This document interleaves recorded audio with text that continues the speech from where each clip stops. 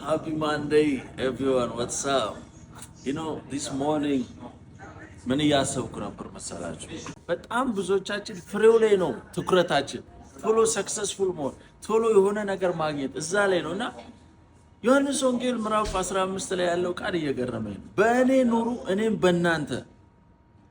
ቅርንጫፍ በወይኑ ግንድ ባይሆን ፍሬ እንደማያፈራ እንዲሁ እናንተ በእኔ ባትኖሩ እንደዛው ናችኋል።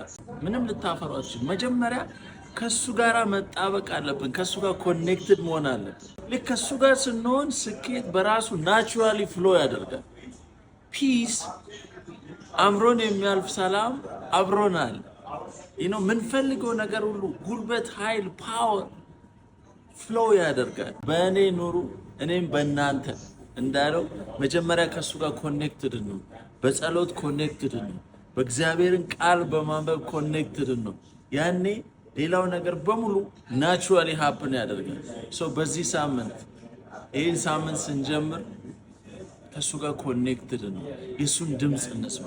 ከሌላው ከስኬት ከኪያሱ ከዛ ኖይዝ ውስጥ ወጥተን ከሱ ጋር ኮኔክትድ ነው። ከሱ ጋር አብረን ነው። መቻችሁ